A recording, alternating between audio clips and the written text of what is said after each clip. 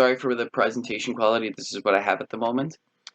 My name is Victoria Morello, and I'm going to be giving a presentation of how to grow cannabis at home.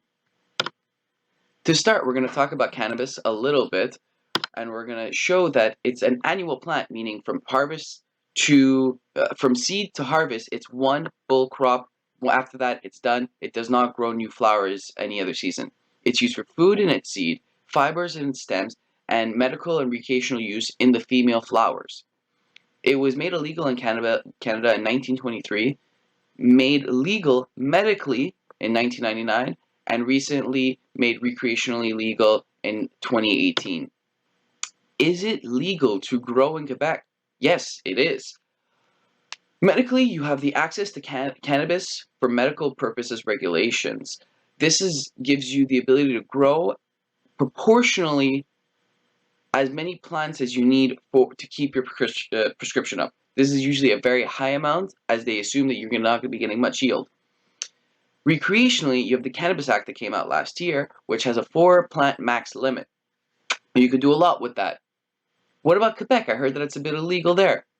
It was, until last month, where the Supreme Court of Quebec deemed it unlawful to deny Quebecers the ability to grow, unlike the rest of Canada. So right now, we're able to have 4 without any license at home per household.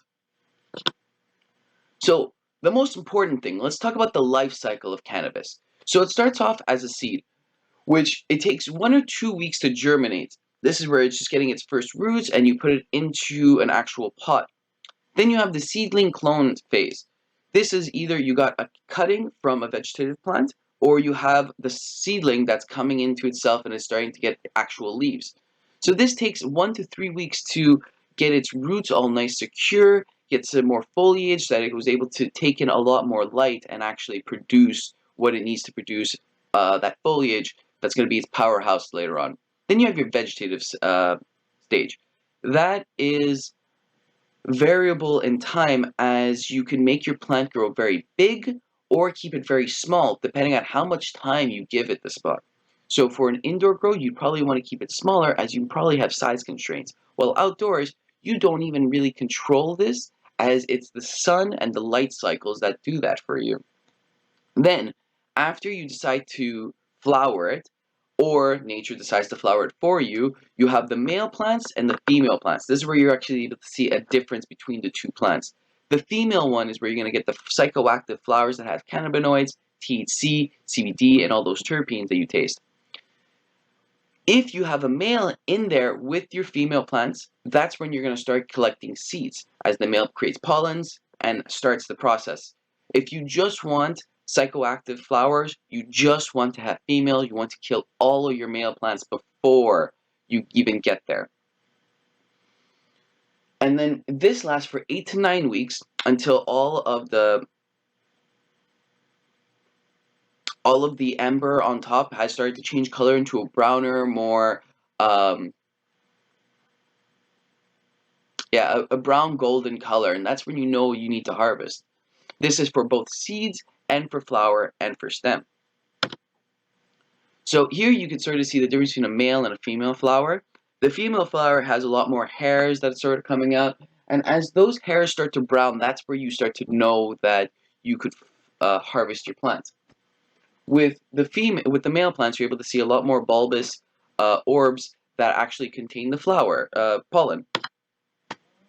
So here we're able to see an outdoor grow, and talking about the pros and cons of the outdoor grow, you're able to have little input into the actual plants. Nature's going to do the work for you, and you have no size constraints, as you're able to just let that thing grow for as long as you want.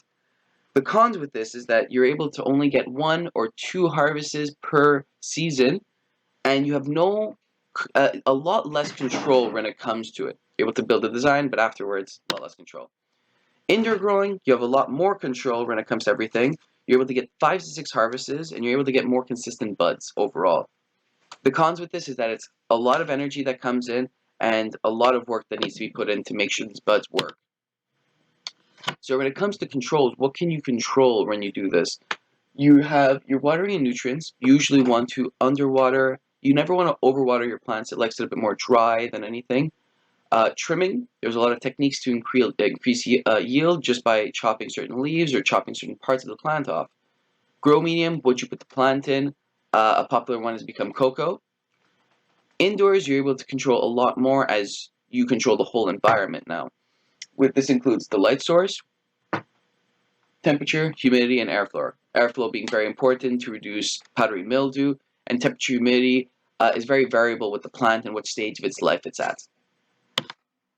So once you actually went through the full life cycle of the plant, you've had it flowering for about 8 weeks. What do you do then? Well, now it's the harvest and drying part of it.